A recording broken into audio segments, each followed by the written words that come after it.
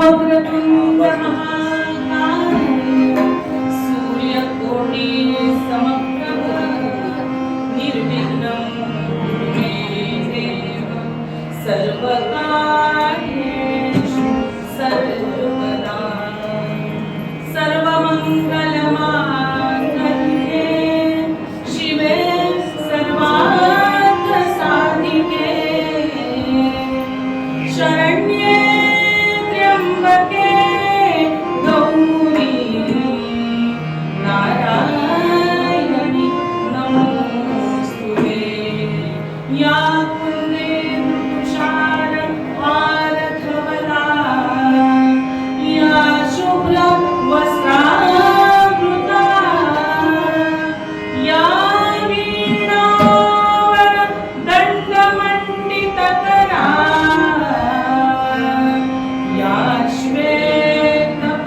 श्वेतपद्मासना या ब्रह्माच्युतशङ्कर प्रभृतिभिर्देवैः सदा वन्दिता सा मां पातु सरस्वती भगवती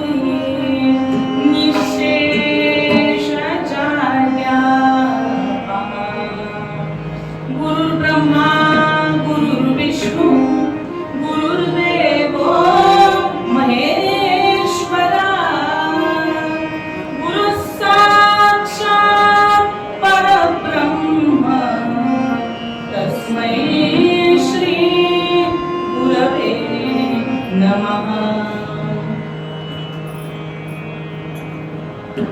रामकृष्ण हरी जय जय राम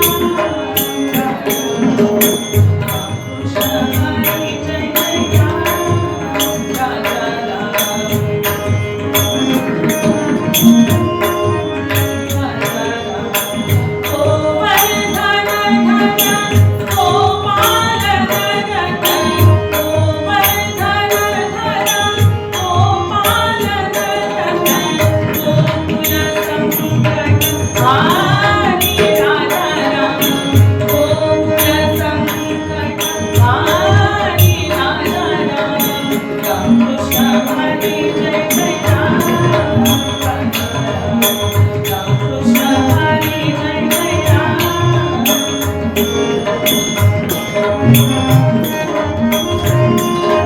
राजा राम नवनीत सम नवनीत प्रिय नवनीत सम नवनीत प्रिय नवल विनोद विहारी राजा राम नवल विनोद विहारी राजा राम रामकृष्ण हरी जय जय राम राजा राम रामकृष्ण हरी जय जय राम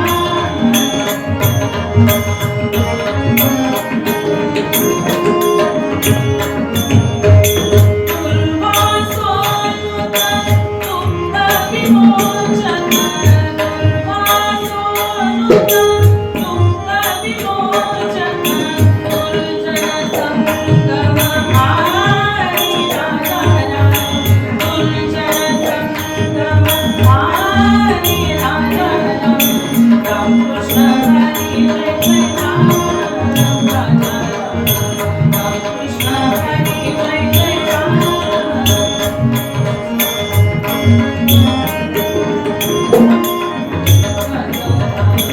शरणागत दीना चरणी देई शरणागत दीना चरणी देई करुणा दृष्टी निहारी राजा राम करुणा दृष्टी निहारी राजा राम रामकृष्ण हरी जय जय राम राजा राम रामकृष्ण हरी जय जय राम राजा राम रामकृष्ण हरी जय जय राम हो रंगी रंगे हो रंगी रंगे नारायण हो रंगी रंगे नारायण हो रंगी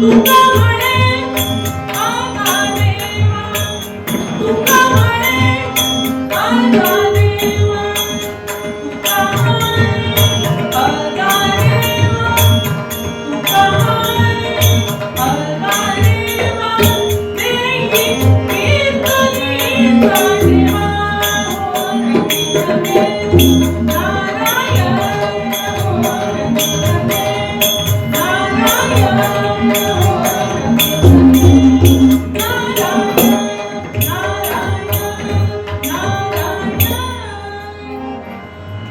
म्हणा राम राम राम राम सीताराम राम राम राम राम सीताराम राम राम राम सीताराम राम राम राम सीताराम राम राम राम सीताराम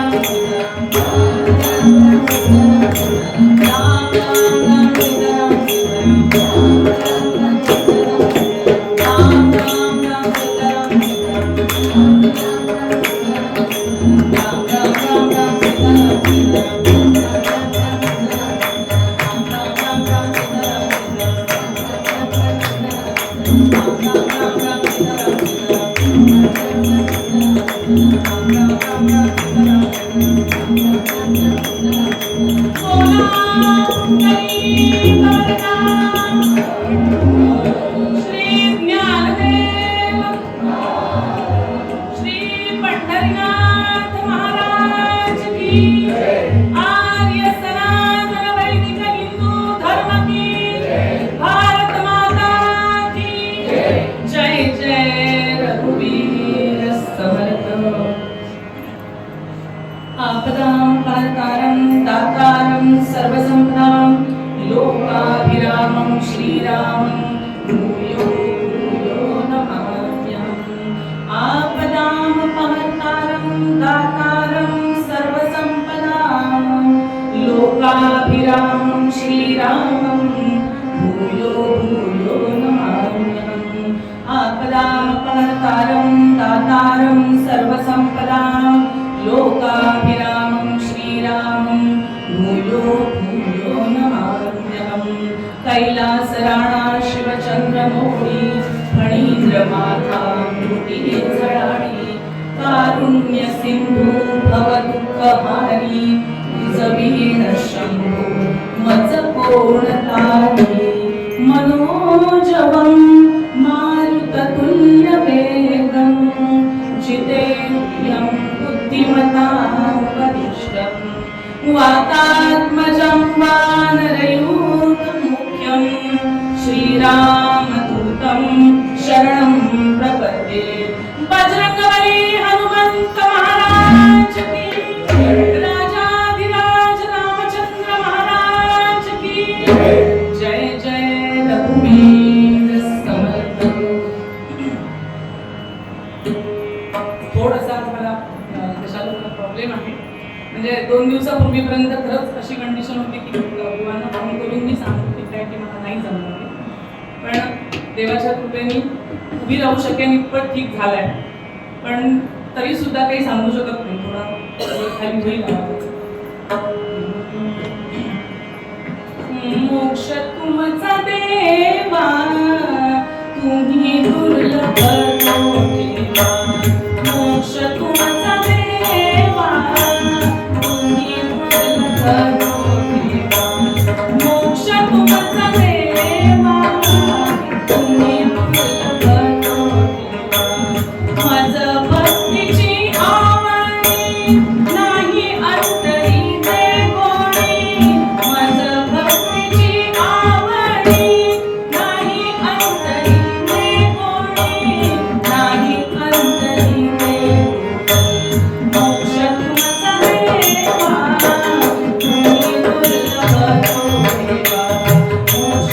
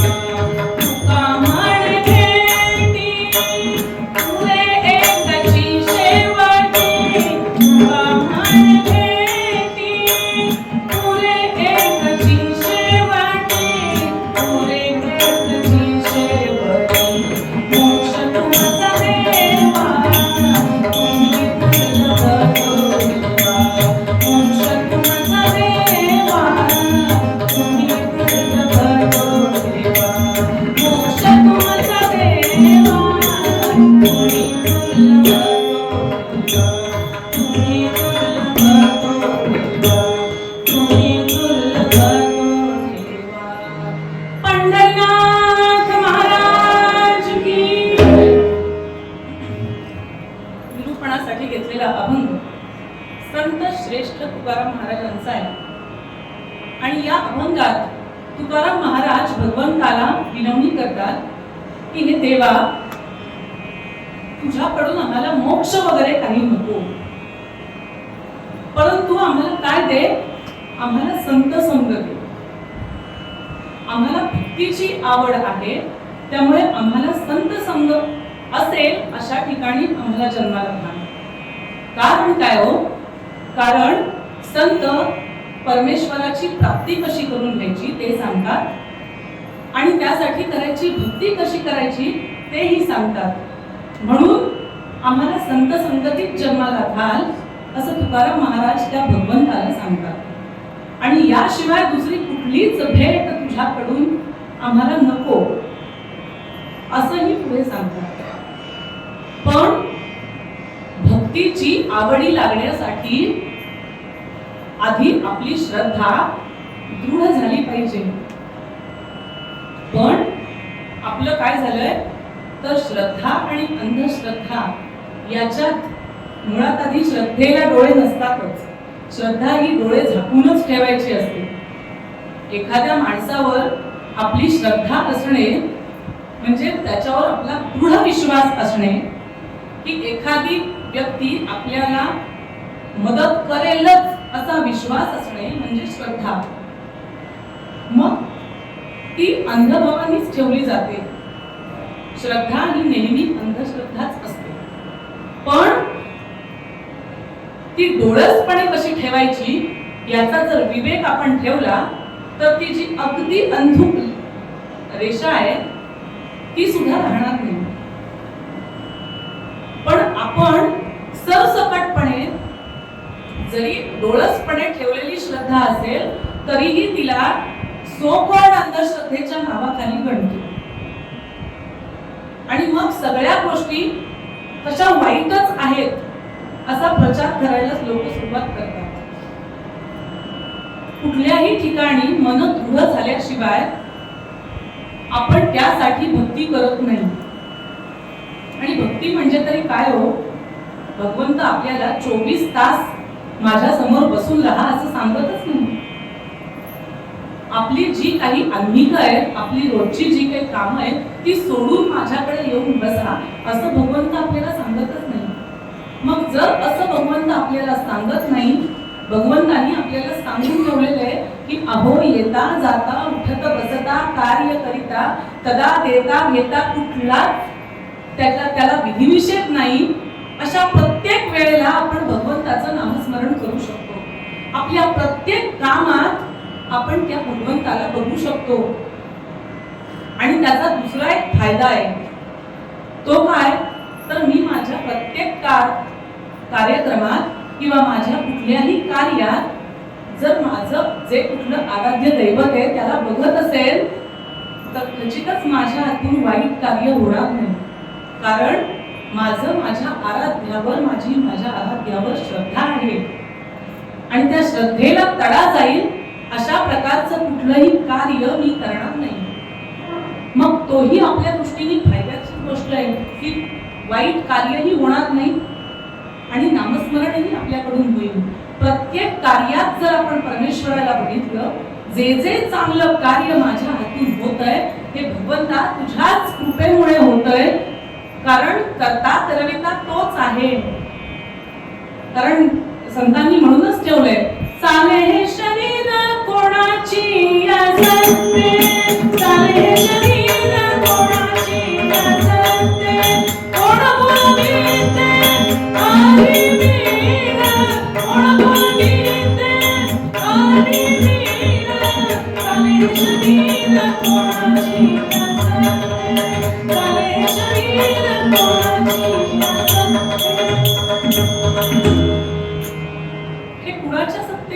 आहे सगळं, तर भगवंताशिवाय दुसरा कोणीच नाहीये.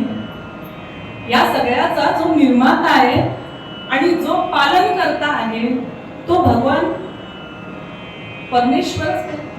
मग परमेश्वरामुळे जर आपल्या आजूबाजूच्या सगळ्या गोष्टी घडत असतील तर आपल्याला असं वाटतं मग माझ्याच बाबतीत वाईट गोष्टी का बरं घडतात. मग जर आपल्याला शाळेत गेल्यानंतर परीक्षा द्यावी लागते तर आयुष्याच्या शाळेत जर आपण आलेलो आहे तर परीक्षा तर आपल्याला द्यावीच लागणार नाही का. मग तसंच आपल्याला समजायला हवं की माझ्या बाबतीत जर एखादी निगेटिव्ह गोष्ट होतीये तर याचा अर्थ परमेश्वर माझी परीक्षा घेतोय आणि त्या परीक्षेत जर तारून सुलाखून आपण बाहेर पडलो, बरं त्या परीक्षेतून तारूनही तोच नेतो, तोच घेऊन जातो ना पुढे, तोच आपल्याला सगळ्या अडचणींमधून बाहेर काढतो, तोच आपल्याला आपल्या पुढे जाण्यासाठी मदत करतो. मग जर तेवढा विश्वास, दृढ विश्वास आपण त्याच्यावर ठेवला, कारण भगवंत म्हणजे काही आपल्या आजूबाजूच्या माणसांसारखा नाही हो. कारण माणसांच्या बाबतीत आपण असं म्हणू शकत नाही की मी अमुक एका व्यक्तीवर ठाम माझा विश्वास आहे की ही व्यक्ती माझ्या बरोबर असंच वागेल. आपण काही सांगू शकत नाही कुणाच्या मनात कधी काय येईल आणि कोण कधी काय करेल. पण परमेश्वर हे एकच ठिकाण असं आहे की जिथे आपण 100% श्रद्धा ठेवू शकतो, 100% ठाम विश्वास ठेवू शकतो की कुठल्याही प्रकारे भगवंत आपल्याला कमी पडू देणार नाही, आपल्याला हरू देणार नाही. वेळ प्रसंगी आपल्यासाठी धावून येईल. पण आपल्यासाठी धावून येण्यासाठी जसं स्वामी विवेकानंदांना त्यांच्या गुरुजींनी सांगितलं होतं की आपल्यासाठी जर परमेश्वर धावून यायला हवा असेल, आपल्याला त्यांनी दर्शन द्यावं असं आपल्याला वाटत असेल, तर आपली भक्ती आपल्याला तेवढ्या श्रेष्ठतेची बनवावी लागते. आणि मग भक्ती तेवढ्या श्रेष्ठतेची म्हणजे काय, तर परमेश्वरावर दृढ विश्वास. तुझ्याशिवाय दुसरं काही नाही, तुझ्याशिवाय दुसरं काही होऊ शकत नाही, जगात जे काही चाललंय ते फक्त तुझ्यामुळे चाललंय असा जर विश्वास आपल्याला वाटला आणि 100% म्हणजे आपण जसं म्हणतो की पावसासाठी प्रार्थना करून आपण जेव्हा बाहेर देवळात आलो प्रार्थना करायला, पाऊस पडत नाहीये म्हणून, आणि येताना छत्री मात्र बरोबर घेऊन आलो नाही, असं नको ना व्हायला. कारण जर मी देवळात येऊन प्रार्थना केली तर माझं भगवंत ऐकणारच आहे आणि परत जाताना मला छत्री घेऊन जावं लागेल, एवढा पाऊस पडेल, असा जर विश्वास आपल्याला असेल तरच आपल्यासाठी भगवंत धावून येतो, अन्यथा नाही. कारण इतिहासात जेवढे संत होऊन गेले की ज्यांच्यासाठी परमेश्वर हा तुकाराम महाराजांचा अभंग मूळ पद्यात घेतलेला आहे. तुकाराम महाराजांची त्या भगवंतावर एवढी श्रद्धा होती, पण त्यासाठी म्हणूनच भगवंत प्रत्येक वेळेला त्यांच्यासाठी धावून जात होता. कारण त्यांची श्रद्धा दृढ होती, भाव दृढ होता आणि भाव खरा असल्यानंतर भगवंत आपल्यासाठी धावून येतोच. कारण जर मनी नाही भाव आणि म्हणे देवा मला पाव, तर तसा तो पावत नाही. पण अगदी भावपूर्ण प्रकारे काहीही जरी अर्पण केलं त्याला, भगवंतांनी अर्जुनाला सांगतानाच तसं सांगितले, भक्तीने जलपत्र पुष्प फलकी काही तुझे अर्पिले, आणि ते माते प्रिय ते विजे नर सदा मत्कीर्तनी रंगले, पार्था जे मुख धन्य जा मुखी असे मन्नाम संकीर्तन. म्हणजे तेच मुख श्रेष्ठ आहे की ज्या मुखातून माझं नामस्मरण होतं. आणि भाव एकवटून कुठलीही छोटीशी वस्तू जरी अर्पण केली तरी सुद्धा ती कुठल्याही मोठ्या गोष्टीपेक्षा सुद्धा श्रेष्ठ ठरते, जर भाव दृढ असेल तर, भावपूर्ण प्रकारे अर्पण केलेली असेल तर. मग असं जर असेल तर आपण त्या ठिकाणी श्रद्धा एकवटत का बरं नाही. तर याला कारण एकच असतं. तुकाराम महाराजांनी सांगितलं की आम्हाला संत संग दे आणि आम्हाला संत संगात ठेव, कारण आम्हाला भक्ती करायची आहे, आम्हाला नामस्मरण करायचंय आणि याशिवाय दुसरी कुठलीच भेट तू आम्हाला देऊ नकोस. हे तुकाराम महाराजांनी अगदी सोप्या पद्धतीने सांगितलं आणि त्यांच्यासाठी ही गोष्ट अगदी सोपी होती. पण आपल्याला मुळात मन एका ठिकाणी येतच नाही. म्हणून ठेवलंय ना, मन वढाय वढाय मन हे असं आहे. म्हणून समर्थांनी मनाला उपदेश करण्यासाठी खास श्लोक लिहिले. बाकी कुठलाही आपल्या शरीरात एवढे अवयव आहेत, त्याच्यातल्या कुठल्या अवयवाला मार्गदर्शन करायला श्लोक नाही लिहिले. समर्थ रामदासांनी मनाचे श्लोक लिहिले, कारण त्यांना माहिती आहे की आपल्या शरीरात जेवढे काही सगळे अवयव आहेत हे सगळे या मनाच्या अधिपत्याखाली आहेत, कंट्रोल मध्ये आहेत. जोपर्यंत आपल्या मनात येत नाही तोपर्यंत काहीही होत नाही. मग जर आपल्याला मन दृढ करायचं असेल तर काय करायला हवं? तर कुठे दृढ करायला हवं? तर भगवंताच्या चरणाजवळ दृढ करायला हवं. मन दृढ करत असताना, भक्ती करत असताना काय असायला हवं? तर भाव त्या ठिकाणी असायला हवा. किती भक्ती करता त्याच्यापेक्षा कशी करता हे जास्त महत्वाचं. मग ती कुठल्याही मार्गाने का होईना. अष्टांग मार्ग सांगितले, सगळ्या मार्गांपैकी कुठलाही जो आपल्याला सोपा वाटेल. अगदी सोपा मार्ग म्हणजे नामस्मरण, संकीर्तन. हे सोपे मार्ग जरी आपण अवलंबले तरी सुद्धा ही भक्ती होण्यासारखी आहे. पण त्या मार्गाला जाईपर्यंतच आपल्याला वेळ लागतो. एकदा त्या मार्गाला आपण वळलो की आपोआप पुढच्या गोष्टी सोप्या होत जातात. पण तिथे वळेपर्यंत मात्र खूप वेळ लागतो. मग मीच का करावं आणि बाकीच्या आजूबाजूची लोक करत नाहीत, मग मीच का करायचं? कारण आता इथे बसलेली जी लोक आहेत ही अनुभवानी वयाने माझ्यापेक्षा मोठी असलेली लोक जास्त आहेत, लहान वयाची कमी आहेत. पण मी जेव्हा आता परवा आषाढी एकादशीला आमच्या शाळेत मी कीर्तन केलं, शाळेतल्या मुलांना आताची जी जनरेशन आहे ती अशी आहे, त्यांना मीच का हा प्रश्न सगळ्यात पहिला पडतो. आणि मीच का करायचं आणि का करायचं? मग त्याचं उत्तर देताना त्यांच्या मनाला पटेल असं द्यायला हवं, नाही का?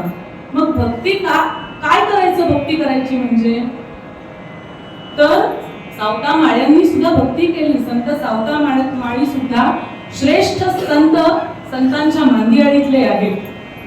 पण त्यांनी कशात विठ्ठलाला बघितलं? तर त्यांच्या शेतातच त्यांनी विठ्ठलाला बघितलं.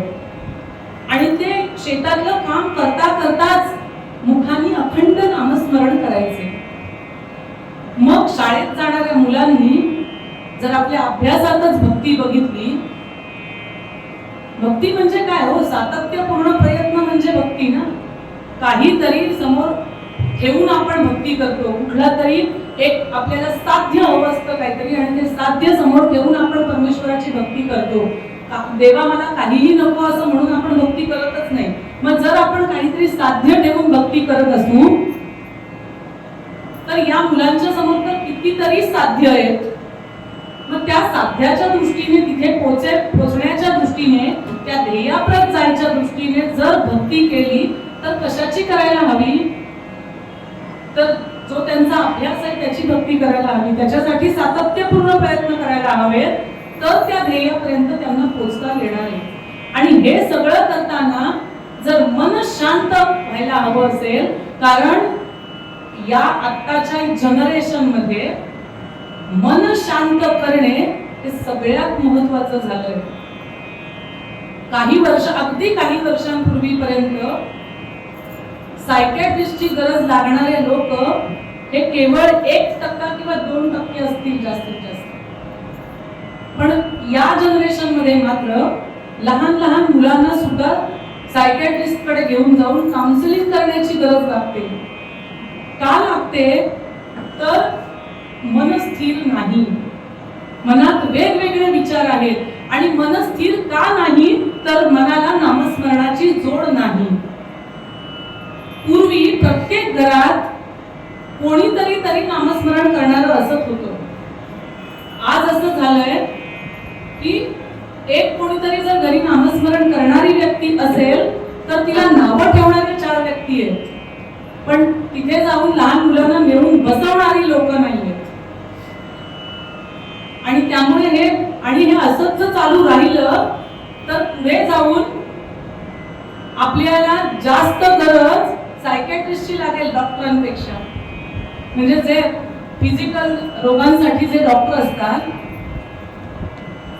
जे MBBS ज्यांना आपण म्हणतो, सर्जन म्हणतो, त्यांच्यापेक्षा जास्त गरज ही सायकॅट्रिस्टची लागायला लागेल लोकांना. का? तर माणूस हा समाजशील प्राणी आहे हे फक्त आता भूगोलाच्या पुस्तकात लिहिण्यापुरतंच राहिले. समाजशील प्राणी माणूस आहे तर ते आपण प्रूव्ह करायला स्वतःच तयार होत नाही. आपल्याला संवाद नको असं झालं, आणि संवाद नको असं झाल्यामुळे आजूबाजूच्या घरात जर कोणी एखादी संस्कृती टिकवणारा माणूस असेल तर त्याच्याकडे जाऊन आपण जर बघितलं की तो एखादी गोष्ट चांगली करतोय तर आपण आपल्या मुलांना सांगू ना. पण ही गोष्ट हल्ली होत नाहीये.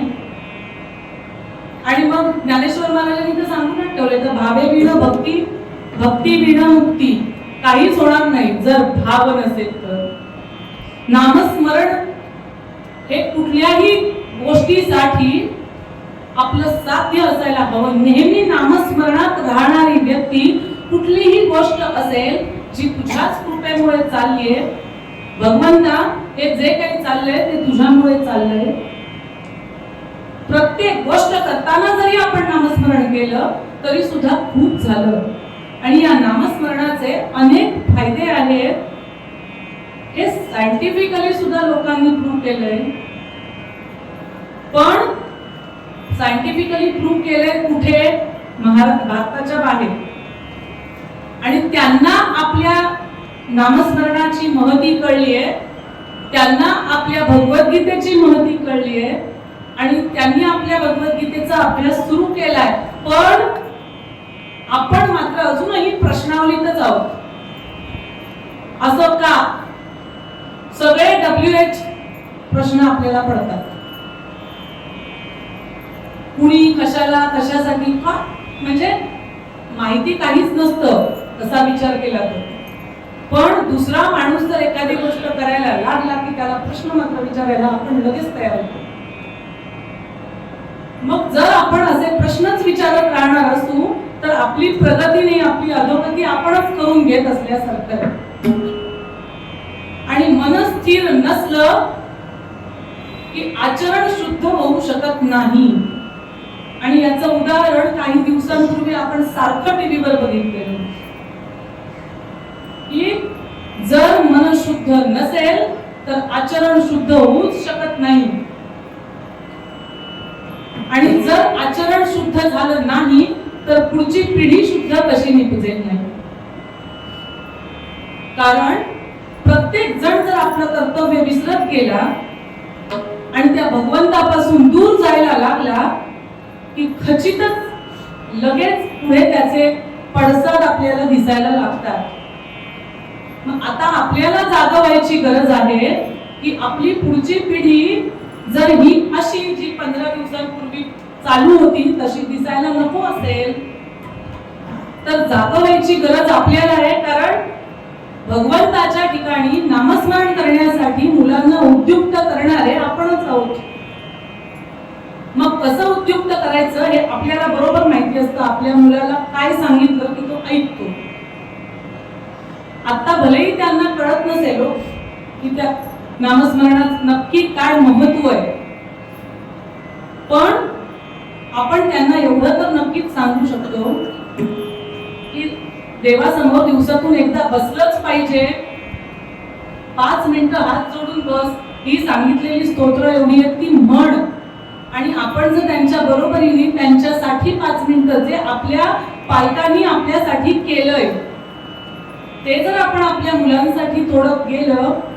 मला ही गोष्ट पूर्ण मान्य आहे की आपल्या पालकांपैकी एक पालक हे वर्किंग नव्हते, घरी असत होते, म्हणून त्यांना वेळ होता आपल्याकडे लक्ष द्यायला. पण शेवटी आपल्याला आपली पुढची पिढी सुद्धा चांगली घडवण्याची गरज आहे. त्यामुळे जरी आपण वर्किंग असू तरी सुद्धा इच्छा असेल तर मार्ग दिसेल असं म्हटलं जातं. त्यामुळे जर आपल्याला इच्छा असेल तर आपण कुठल्याही प्रकारे कुठल्याही वेळी आपल्या मुलाला शिकवू शकतो. आपल्या मुलाला जे सांगायचं ते सांगूच शकतो.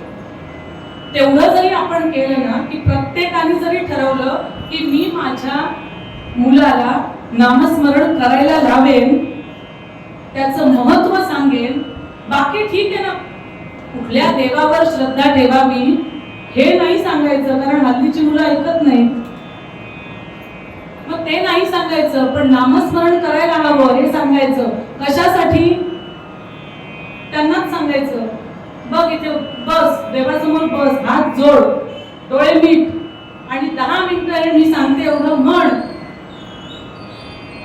एक दिवस म्हणायला लावायचं, उद्या म्हणू नकोस, पुन्हा तिसऱ्या दिवशी म्हणायला लावायचं. असं 4-5 दिवस झालं, एक दिवस आड करून, की मग त्यांनाच विचारायचं की बघ तुला इथून शांत कधी वाटलं? तर ज्या दिवशी मी देवाच्या समोर 10 मिनिटं शांत बसून नामस्मरण केलं, त्या दिवशी मला शांत वाटलं. हे उत्तर साहजिकच तुम्हाला मिळणार आहे. कुठल्याही प्रकारचा आरडाओरडा करण्याची इच्छाच होत नाही मुलांना जर आपण रोज त्यांना नामस्मरण करायला लावलं तर. आणि हे मी माझ्या स्वतःच्या अनुभवावरून सांगते की जर आपण 10 ते 15 मिनिटं मुलांना देवाच्या समोर बसवून ठरलेली स्तोत्र, पूर्वी आपल्याकडे संध्याकाळ झाल्यानंतर अशी शिस्त होती. आता शिक्षकांचं सोडा, पालक सुद्धा मुलांना ओरडायला लागतात. शिक्षकांना परमिशनच नाहीये, ती गोष्ट वेगळी. त्यामुळे शिक्षकांची इच्छा असली तरी आम्हाला असं हल्ली सांगितलं जातं की मुलांना सुधारणे हे तुमचं काम नाही, मुलांना शिकवणे हे तुमचं काम आहे, ते तुम्ही शिकवा आणि जा. सुधारणे ही त्यांच्या पालकांची जबाबदारी आहे असं आम्हाला सांगितलं जातं. त्यांना मारायचं तर गोष्ट वेगळीच आहे, म्हणजे ती अगदी त्याचं समर्थन मी करणारच नाही, पण ओरडायचं नाही, आवाज वाढवून बोलायचं नाही. समोरचा विद्यार्थी अगदी धावून आला तुमच्यावर तरी नाही. मग शिक्षकांनाही गरज आहे हो खूप नामस्मरणाची, कारण आम्हाला जेवढे पेशन्स लागतात तेवढे कुणालाच लागत नाही. कारण समोर बसलेल्या 70 मुलांपैकी कोण काय रिॲक्ट करेल हे सांगू नाही शकत. आणि जर आपण आपल्या मुलाला मात्र सवय लावली की जेव्हा आपण रिॲक्शन देतो तेव्हा विचार करा, आता मग विचार कधी करतील मुलं? तर त्यांचं मन स्थिर असेल तेव्हा विचार करतील. नाहीतर मुलांना आता रील बघण्याची सवय लागलेली असल्यामुळे 2 मिनिटापेक्षा जास्त एका ठिकाणी कॉन्सन्ट्रेशन होत नाही. 2च मिनिटात त्यांना नवीन हवं असतं काय. पण ठीक आहे ना, आपल्या 2 मिनिटात नवीन हवं ना, 2 मिनिटात एक श्लोक म्हणून 2 मिनिटं झाली की नवीन श्लोक म्हणायचा.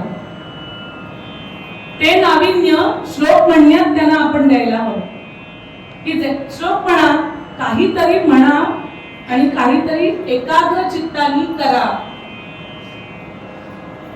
पूर्वी मी जेव्हा लहान होते तेव्हा शाळेत मौनाचा एक 5 मिनिटं मौन धारण करायचं, डोळे मिटायचे आणि बसून राहायचं असं असायचं. आता नसतं ते. पूर्वी ते परिपाठातच असायचं सकाळच्या. कशासाठी? तर मुलांना चित्त शांत करण्यासाठी. आता शाळांमधून प्रार्थना सुद्धा काही शाळांमधून गायब झाली. ते सुद्धा त्यासाठीच ठेवलेलं होतं परिपाठात, प्रार्थना सुद्धा, की काहीतरी एक ठराविक वेळ मुलांनी एका ठिकाणी मन एकाग्र करावं, हात जोडून डोळे मिटून उभं राहावं. मग आपण आता हे सगळं तर सुधारू शकत नाही. तुकाराम महाराजांनी सांगितलं, मोक्ष तुमचा देवा तुम्ही दुर्लभ तो ठेवा, आणि आम्हाला भक्ती करायचे म्हणून आम्हाला संत संग दे. मग संत संग म्हणजे काय? तर आपली मुलं चांगल्याच संगतीत कशी राहतील हे तरी आपण बघू शकतो. आपली मुलं ठराविक वेळेत 5-10 मिनिटं तरी नामस्मरण कसं करतील हे आपण बघू शकतो. आणि हे जर आपण बघितलं तर खचितच मुलं सुधारायला लागतील. आणि एक एक करता करता अशी मुलं आपण जर सुधारायला सुरुवात केली, लगेच काही आज सुरुवात केली आणि उद्या सगळी मुलं सुधारली आणि ती सगळं छान अलबेल झालं असं तर होणार नाही. पण आपल्यापासून आपण सुरुवात करायला काय हरकत आहे? बाकीची मुलं जसं वागतात, बाकीची मुलं जशी चंचलपणे राहतात, तसंच आपली मुलं राहायलाच हवी तसं नाही. कधी कधी त्यांना आपल्याला वेळप्रसंगी ओरडावं लागेल, वेळप्रसंगी आपल्याला म्हणजे साम दाम दंड भेद सगळं वापरावं लागेल. पण त्याचा रिझल्ट मात्र चांगला असेल आणि जर तो चांगला रिझल्ट हवा असेल तर मन दृढ करायला, भगवंताच्या पायाशी चित्त दृढ करायला आपण मुलांना सांगितलंच पाहिजे आणि त्यासाठी आपणही केलं पाहिजे. आपण जर त्यांच्या बरोबर बसायला लागलो तर मुलं नक्कीच ते करतील आणि मग पुढची पिढी शुद्ध नक्कीच येईल. आणि पुन्हा एकदा आपण जे म्हणतोय की भगवानांचं मंदिर तर झालं, पण राम राज्य येण्यासाठी पुढची पिढी शुद्ध व्हायला हवी. मग पुढची पिढी कधी शुद्ध होईल तर आपण आपल्या मुलांवर चांगले संस्कार केले, नामस्मरणाचे संस्कार केले तर आपली पुढची पिढी नक्की शुद्ध होईल. आणि ही जर शुद्ध व्हायला हवी असेल तर भगवंताकडे आपल्याला एकच मागणं मागण्याची गरज आहे आणि ते मागणं म्हणजे कुठलं?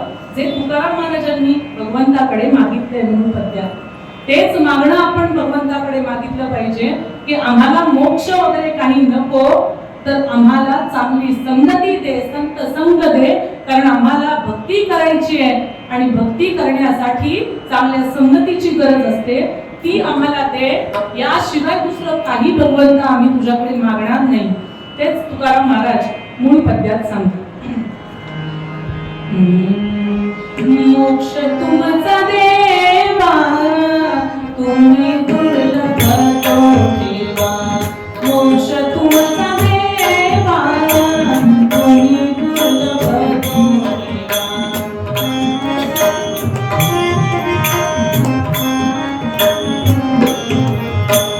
मज भक्तीची आवडी नाही अंतरी ते कोणी, मज भक्तीची आवडी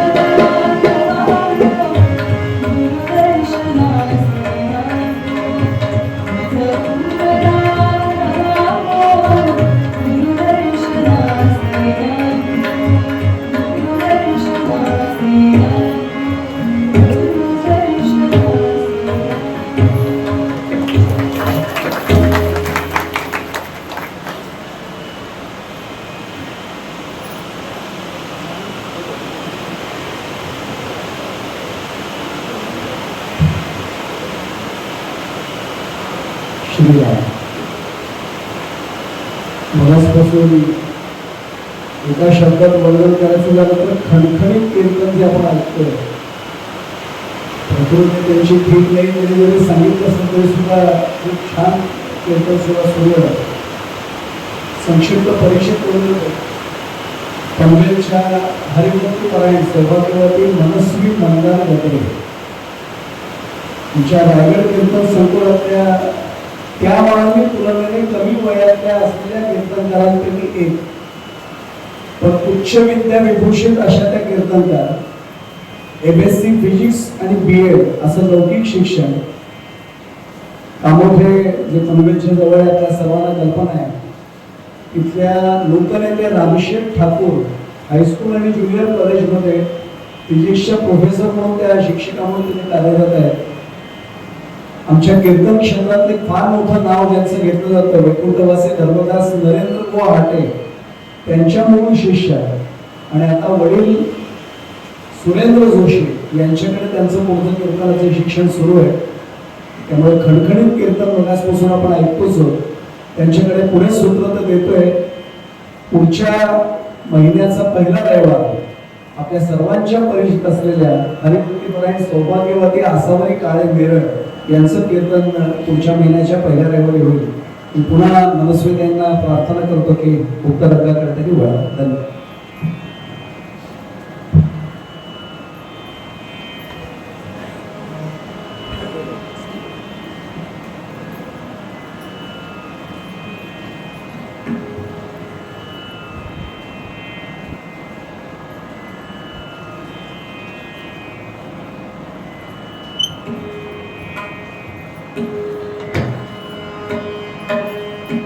कीर्तनाच्या परंपरेप्रमाणे सगळ्यांनी 2 मिनिटं भगवंताचं नामस्मरण. रघुपती राघव राजा राम पतित पावन सीताराम.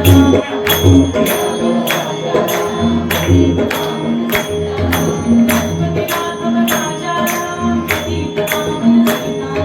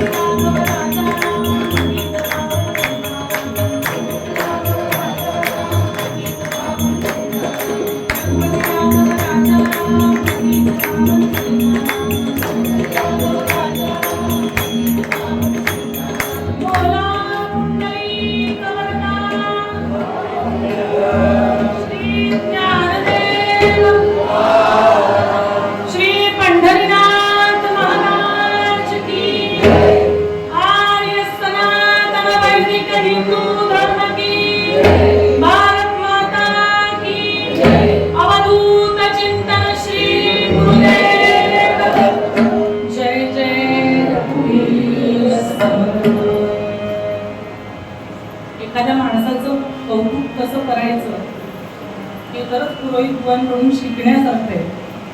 म्हणजे जरी तो माणूस किती अगदी लहान असेल तरी त्याला अगदी डोक्यावरून हात फेकून ते एवढ्या उच्च स्थानी नेऊन ठेवतात. बुवा मी एवढी मोठी नाही आहे. आणि दुसरी महत्त्वाची गोष्ट म्हणजे एवढ्या उच्च स्थानावर तुम्ही नेऊन ठेवल्यानंतर तिथे टिकण्यासाठी खूप प्रयत्न मला करायला लागतात. आणि ती जबाबदारीची जाणीव मला नक्की आहे आणि मी ती नेहमी ठेवेन. जे काही वेडीवाकडी सेवा होते अर्थातच गुरूंची कृपा आहे. खरंच 2 दिवसापूर्वी मागपर्यंत माझा आवाज अगदी मला प्रॅक्टिस सुद्धा करता येत नव्हती इतपत होता. म्हणजे शाळेत सुद्धा मी कामापुरतं बोलायचं इतका आवाज माझा बसलेला होता. आणि मी बाबांना फोन करून सांगितलं होतं की जर आयत्या वेळेला नाहीच माझा आवाज ठीक झाला तर तुम्ही या, कारण आयत्या वेळेला कोणी कीर्तनकार असं मिळू शकत नाही. तर मी बुवांना फोन करून सांगेन मला जवळ नेले बाबा कीर्तन करते. मग बाबा म्हणाले ठीक आहे तू थांब ना शनिवारपर्यंत थांब, शनिवारी बघू आपण काय होतं ते. नाही झालं तर मी बघतो काय करायचं. पण भगवंताच्या कृपेने आणि गुरूंच्या पुण्याईने असं म्हणते मी की काल मला प्रॅक्टिस करता आली इतपत माझा आवाज सुधारला. बाबा म्हणाले मी येत नाही तुला येईल कीर्तन करता जात नाही. हे एक असतं त्यांचं. म्हणजे त्यांच्याकडून हा श्रद्धाभाव कदाचित माझ्यात आलाय कारण त्यांची त्यांच्या गुरूंवर नितांत श्रद्धा आहे. त्यामुळे ते काहीही चुकीचं वाईट तुझ्या बाबतीत होऊच देणार नाही ही खात्री माझ्यापेक्षा त्यांना जास्त आहे. त्यामुळे त्यांनी एकदा म्हटलं जा तू तुला करता येईल. मग मी म्हटलं ठीक आहे आता मी कोणी करून सांगते असो. मोक्ष तुमचा देवा तुम्ही दुर्लभ तो ठेवा. आणि मला संत संगत हवाय आणि त्यासाठी अखंड नामस्मरण करणारी फक्त श्रेष्ठ म्हणून जी बघूया. बोहल्यावर उभं राहण्यासाठी ती पिवळं वस्त्र नेसली होती, मुंडावळ्या सुद्धा बांधल्या होत्या. घरात सगळी पाहुणी रावणी मंडळी आलेली होती. एकच लगबग सुरू होती.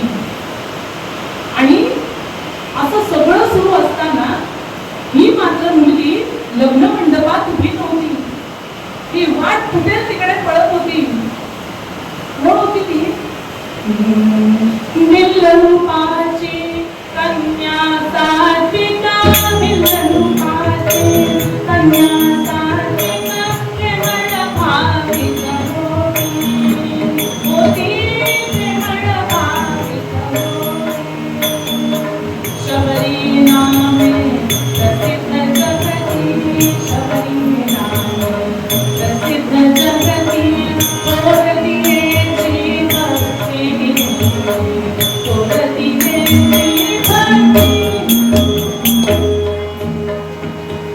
जीव घेऊन इकडे तिकडे पळत होती ती शबरी होती. एका भिल्ल राजाची कन्या.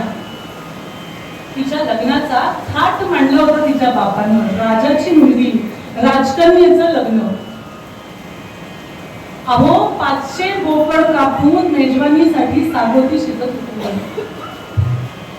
आणि इथेच या शबरीला बघवलं नाही आणि म्हणूनच ती पळून चालली होती. आपल्या घरी मंगल कार्यक्रम आहे, माझं लग्न होणार आहे, मग एवढ्या आनंदाच्या प्रसंगी या प्राण्यांची हत्या का बरं केली जाते? आणि ते तिला बघवलं नाही आणि म्हणून वाट फुटेल तिकडे पळत सुटली. थाट तर लग्नाचा असा सुंदर मांडला होता. विवाहाचा सोहळा शबरीचा, विवाहाचा सोहळा शबरीचा, आग्रह होता सकलांची भोजनाचा. सगळ्यांनी जेवून जावं असे आग्रह चालू होता जागोजागी.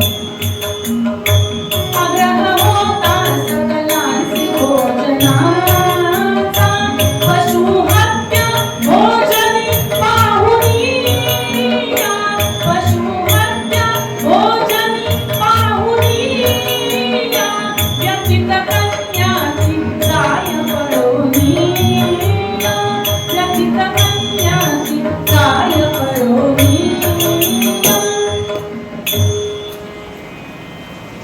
ती पशु हत्या होती आपल्या लग्नात बघून वाट फुटेल तिकडे पळत सुटली. घरात सगळीकडे अरे वधू कुठे आहे दिसतच नाहीये. ती थांबली कुठे होती लोकांना डोळ्याला दिसेल एवढं. वाट फुटेल तिकडे सैरा पैरा पळत सुटली. नदी नाले डोंगर दर्या कशाचाही विचार न करता पळत सुटली. आणि पळता पळता पळता कुठे येऊन पोहोचली बरं? तर एका अत्यंत सुंदर परिसरात येऊन पोहोचली. आणि हा परिसर म्हणजे सुंदर तर होताच, परंतु कसा होता बरं? पंपा सरोवर रमणीय, पंपा सरोवर रमणीय, निसर्गाचा अवथा विस्मय, मतंग ऋषींचा आश्रम भव्य, पावित्र्य मांगल्य वसे तिथे.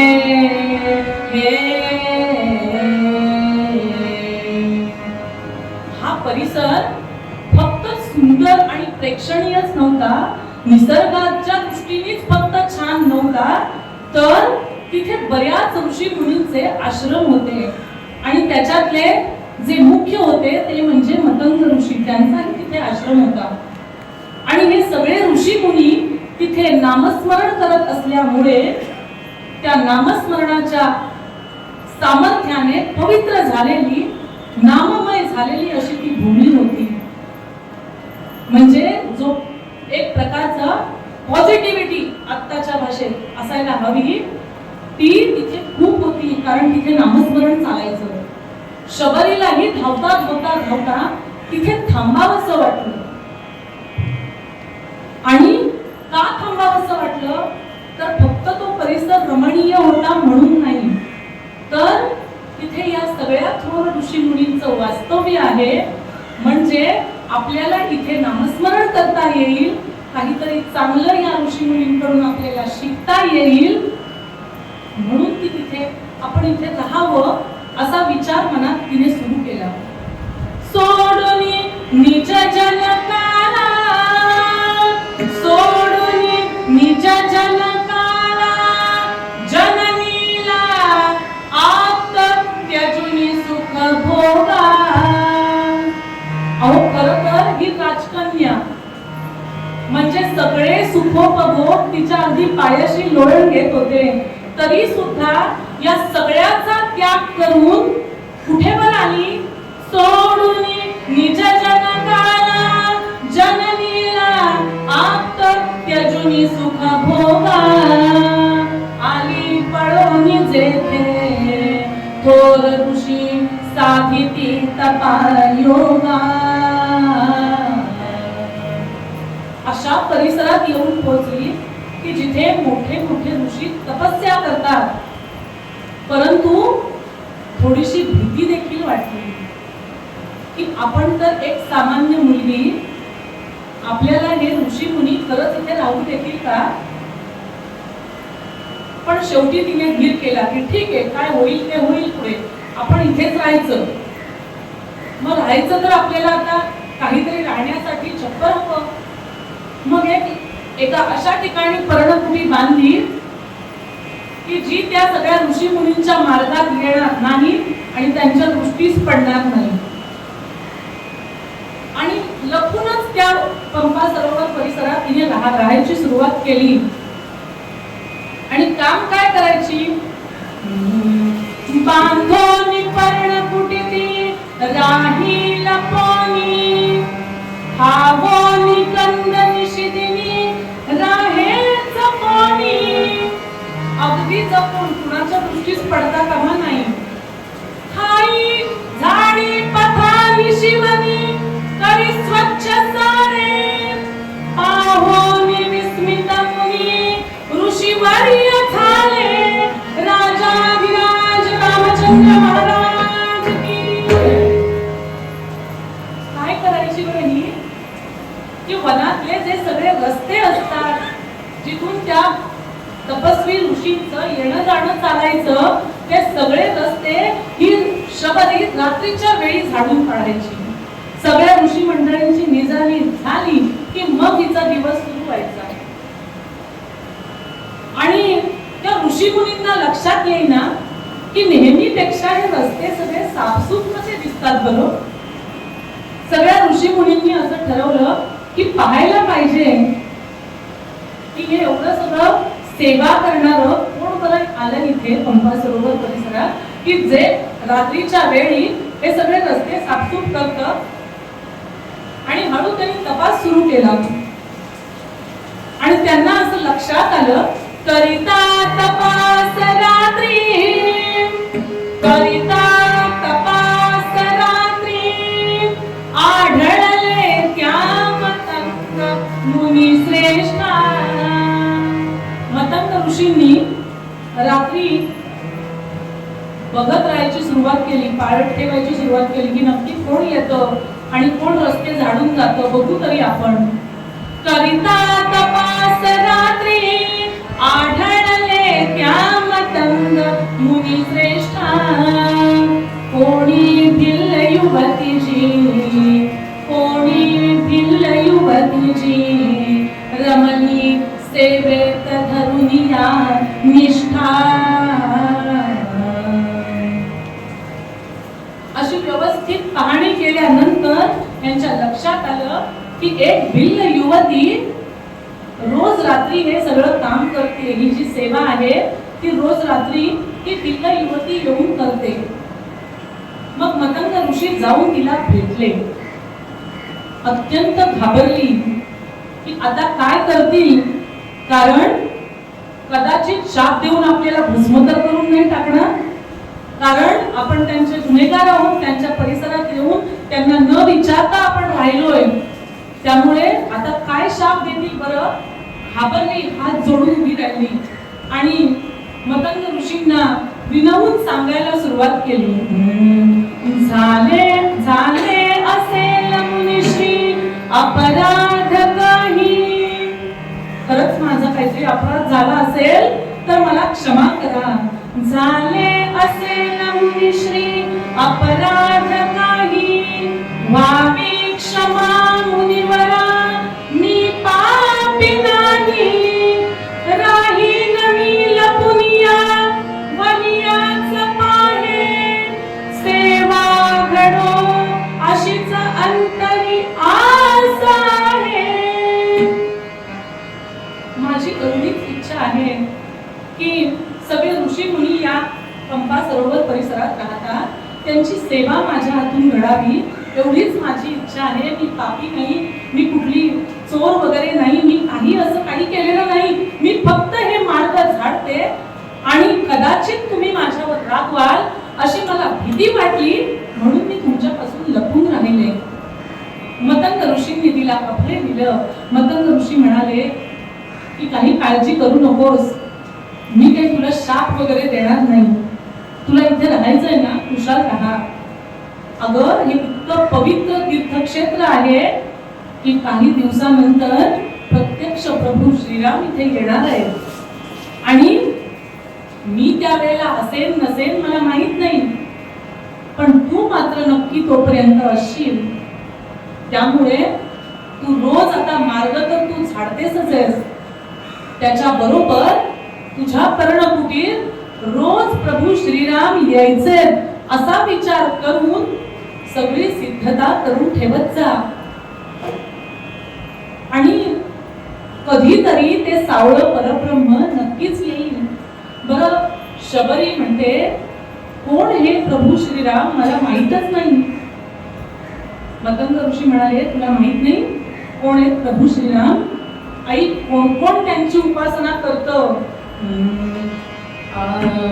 सुरेंद्र चंद्रशेखर अखंड धात सेहर, सुरेंद्र चंद्रशेखर अखंड धात सेहर, जनासे सांगतो पुन्हा श्रीराम राम हे म्हणा, जनासे सांगतो पुन्हा श्रीराम राम हे म्हणा. सुरेंद्र चंद्रशेखर अखंड धात सेहर, जनासे सांगतो पुन्हा श्रीराम राम हे म्हणा, जनासे सांगतो पुन्हा श्रीराम राम हे म्हणा, श्रीराम राम हे म्हणा, श्रीराम राम हे म्हणा.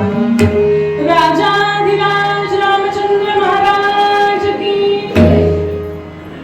अगं असं काय करतेस?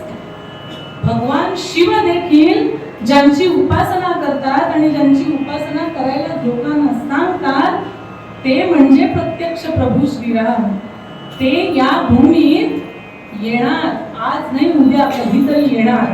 त्यामुळे तू मात्र त्यांच्या येण्यासाठीची सिद्धता रोज करून ठेवत जा. शबरींनी आज्ञा शिरसावंद्य मानली मतंग ऋषींची आणि रोजच्या रोज सगळे रस्ते रानातले झाडायचे. का? आणि मुखाने नामस्मरण चालू आणि नामस्मरण करता करता रस्ते झाडते, पण मुखानी श्रीराम जय राम जय जय राम, श्रीराम जय राम जय जय राम नामस्मरण श्रीरामांचं चालू आहे. रोज प्रभू श्रीराम येणार म्हणून त्यांच्यासाठी आसन सिद्ध करून ठेवायची, रोज नवीन फळं तोडून आणायची आणि फळं सिद्ध करून ठेवायची की माझे प्रभू आले की त्यांना खायला काहीतरी द्यायला हवं ना, म्हणून फळं सिद्ध करून ठेवायची. आणि हा रोजचा दिनक्रम तिचा चालू होता. आणि अशी किती वर्ष गेली माहित नाही. ऋषी वाक्याते स्मरुनी. आता मतंग ऋषी तर नव्हते, पण त्यांची वाक्य मात्र हिला तंतोतंत आठवत होती. आणि त्या वाक्यानुसार रोज सिद्धता, म्हणजे जी तरुण असलेली शबरी वृद्धत्वाकडे झुकली, वृद्ध झाली म्हणायला हरकत नाही. आणि तरी सुद्धा तिचा रोजचा क्रम हा चुकला नाही. ऋषी वाक्याते स्मरुनी चिंतनी राहे सदा श्री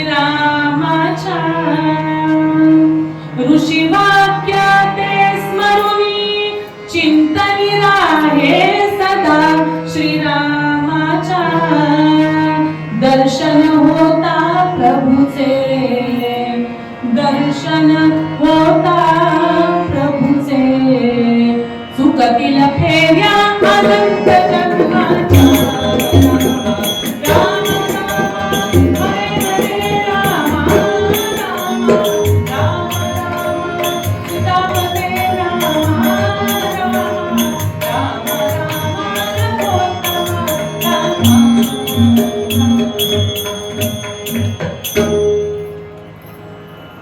आता जर प्रभू श्रीराम आले तर जवळजवळ जे काही कष्ट घेतलेले आहेत जेवढं काही तपश्चर्या केलेली आहे सगळीच फळाला येईल.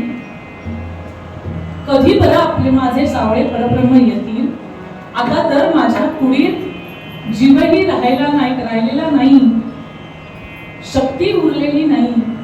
कधी बरं येतील प्रभू श्रीराम. पण येतील नक्की कारण माझ्या गुरूंनी मला ते सांगितले. रोज सिद्धता करून ठेवायची. आणि इकडे आपल्या आईच्या हट्टापायी राज्य भरताला देऊन भगवान प्रभू श्रीराम वनवासाला गेले सगळ्यांना माहीत असलेली गोष्ट आहे. आणि वनवासाला गेलेला असताना एके दिवशी काय झालं रावणाने पळवून सीताने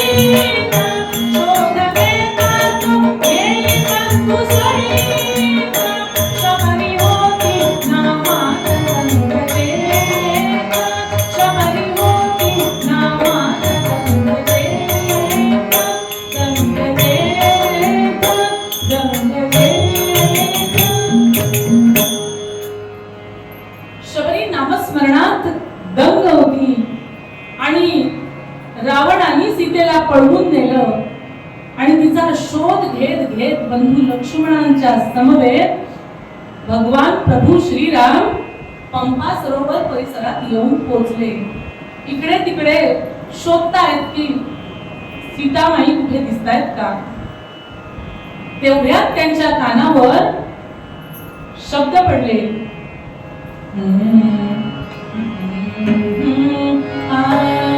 जय जय रामा जानकी रामा जय जय रामा जानकी रामा रघुकुल भूषण राजा रामा रघुकुल भूषण राजा रामा जय जय रामा जानकी रामा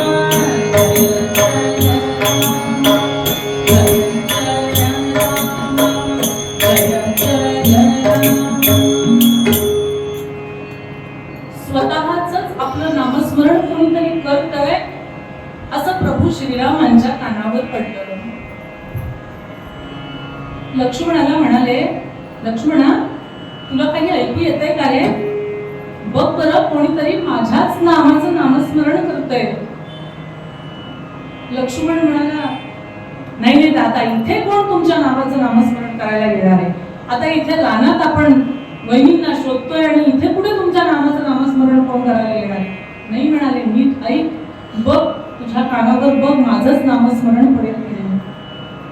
ऐकल्यानंतर लक्ष्मण म्हणाला खरंच हो दादा कोणीतरी तुमच्या नावाचंच नामस्मरण करतोय. शोध घेत घेत आवाजाच्या दिशेने आले तर त्यांच्या दृष्टीस काय पडलं बरं. रघुपती राघव गजरी गजरी रघुपती राघव गजरी गजरी तोडित बोले शबरी शबरी तोडित बोले शबरी रानी जपिली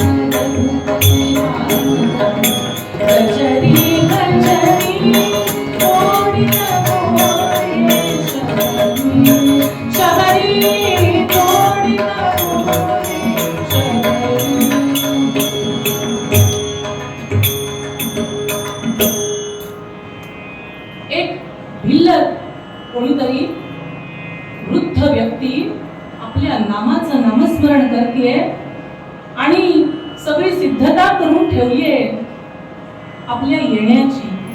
आपल्या एका सगळे अगदी पाहुणे कसे येतात त्याची आपण जशी तयारी करून ठेवतो तशी सगळी तयारी करून नामस्मरण करत बसलेली ती वृद्ध स्त्री भगवान श्रीरामांनी पाहिली. समोर बघितल्याबरोबर कसं असतं ना की नक्की भगवंत कुठल्याही रूपात येतात. आता हे तर प्रत्यक्ष प्रभू श्रीराम आले होते, पण जो खरा भक्त आहे त्याला भगवंत कुठल्याही रूपात आले तरी बरोबर समजतं. लोटांगण घातलं पायावर म्हणजे याची देही याची डोळा ज्याच्यासाठी अट्टहास केला होता ते अगदी सफळ झालं, सुफल झालं असं तिला वाटलं. लोटांगण घातलं, डोळ्यातनं अश्रुधारा वाहताय, काय करू आणि काय नको असं शबरीला झालं. की प्रत्यक्ष परब्रह्म, प्रत्यक्ष प्रभू श्रीराम माझ्या शबरीच्या कुटीत आले, गर्भाचं आसन दिलं बसायला आणि बोरांचा प्रसाद, त्या फळांचा, रानातल्या रानमेव्याचा प्रसाद प्रभू श्रीरामांच्या समोर ठेवला. आणि जसं मी कधीपासून तुम्हाला सांगतेय की भाव महत्वाचा असतो परमेश्वरासाठी. भगवान श्रीरामांनी ती फळं खायला सुरुवात केली. थोडा वेळ फळं भगवंतांनी खायला सुरुवात केल्यानंतर बाजूला लक्ष्मण बसलेला होता. लक्ष्मण म्हणाला, दादा थांबा थांबा थांबा म्हणा. का काय झालं? अहो ती बोरं उष्टी आहेत, ते बघा त्याच्यावर दाताचे व्रण दिसत आहेत. शबरीने हात जोडले. शबरी म्हणाली, नाही हा भगवंता, बोरं उष्टी नाहीये, पण आंबट असलेली फळं भगवंताला कशी बरं अर्पण करायची आणि ती आंबट की गोड करणार कसं? रानातली फळं म्हणून पदराळ धरून चापून बघितले, बरं उष्टी केली नाहीये. प्रभू श्रीराम म्हणाले, शबरी तू काही चुकलेली नाहीस, तू जे काही केलंस ते बरोबरच केलंस आणि मी तुझ्यावर प्रसन्न आहे. त्यामुळे लक्ष्मण काय म्हणतोय तिकडे काही तू लक्ष देऊ नकोस. तेव्हा लक्ष्मणाला भगवान श्रीरामांनी सांगितलं, भगवंताला भाव महत्वाचा असतो, माझ्यासाठी तिचा भाव किती शुद्ध आहे हे महत्वाचं आहे. त्यामुळे तुला नसेल खायची तर तू खाऊ नकोस, मी मात्र हे भावाने अर्पण केलेलं आहे, तो नैवेद्य मी ग्रहण करणारच. आणि भगवंतांनी ती फळं खाल्ली आणि शबरीला म्हणाले, शबरी मी प्रसन्न आहे तुझ्यावर, तुला जे काही हवं ते मागून घे. तुला मोक्ष हवाय का? शबरी म्हणाली, भगवंता नको, मला तुझा मोक्ष नको, तर मला काय दे. जसं या जन्मी मला संत संग मिळाल्यामुळे प्रत्यक्ष परब्रह्माचं दर्शन घ्यायचं भाग्य मिळालं, तसंच पुढच्या सगळ्या जन्मात मला संत संग दे. संत संगतीत मला जन्माला घाल, ज्यामुळे मला प्रत्येक जन्मात भक्ती करता येईल आणि प्रत्येक जन्मात भगवंता मला तुझं दर्शन होईल. या ना त्या रूपाने होईल, पण मला तुझं दर्शन होईल. भगवंत तथास्तु म्हणाले. भगवान प्रसन्न होऊन निघून गेले आणि शबरीला जे हवं होतं ते मिळालं भगवंताकडून. कशाच्या जोरावर? तर तिने केलेल्या निस्सीम भक्तीच्या जोरावर, भाव दृढ ठेवल्यामुळे आणि विश्वास दाखवल्यामुळेच हे शक्य झालं. आणि तोच आशय आपल्याला तुकाराम महाराज सुद्धा आपल्या मूळ पद्यात सांगतायत. मोक्ष तुमचा देवा तुम्ही दुर्लभ तो ठेवा, मोक्ष तुमचा देवा तुम्ही दुर्लभ तो ठेवा.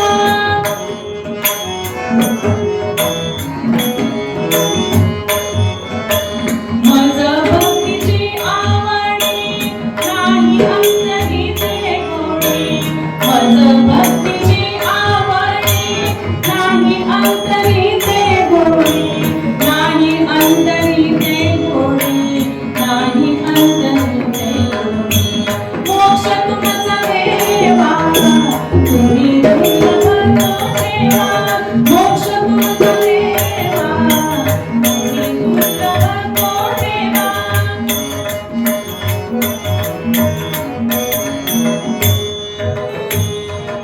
म्हणे बेटी फुले एकची शेवटी फुले एकची शेवटी फुले एकची शेवटी फुले एकची शेवटी फुले एकची शेवटी मोक्ष तुमचा देवा तुम्ही दुर्लभ तो ठेवा मोक्ष तुमचा देवा तुम्ही दुर्लभ तो ठेवा मोक्ष तुमचा देवा तुम्ही दुर्लभ तो ठेवा तुम्ही दुर्लभ तो ठेवा तुम्ही दुर्लभ तो ठेवा पंढरीनाथ महाराज की आर्य सनातन वैदिक हिंदू धर्म की राजाधिराज रामचंद्र महाराज की जय जय रघुवीर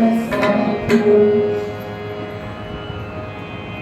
आज इथे सोहम समूह आणि रायगड कीर्तन संकुल यांच्या संयुक्त विद्यमाने प्रत्येक महिन्याचं जे काही कीर्तन पुष्प अर्पण करायला मिळतं त्यातली आज मला संधी देण्यात आली त्याबद्दल सोहम समूह आणि रायगड कीर्तन संकुल यांच्या मी ऋणात राहणंच पसंत करेन आणि पुन्हा मला अशी संधी मिळेल आणि मी त्या संधीचं सोनं करेन अशी हमी मी पुरोहित बुवांना देते आणि आपण सगळे श्रोतेगण अत्यंत शांतपणे मध्येच अगदीच आवाज माझा खरखरीत होतोय तरी सुद्धा तुम्ही एवढ्या शांतपणे कीर्तन ऐकलं त्याबद्दल तुम्हा सगळ्यांचे धन्यवाद।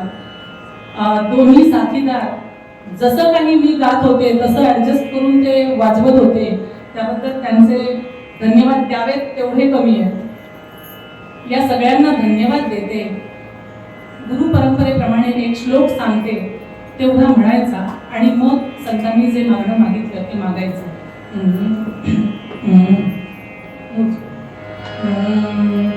भक्तीत अंतर तुझ्या कधी नसावे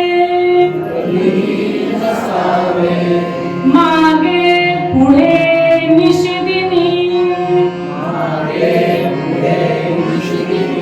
प्रभु तू दिसावे त्वा भक्तवत्सल अशा धरिलेच नावा या दीन दासा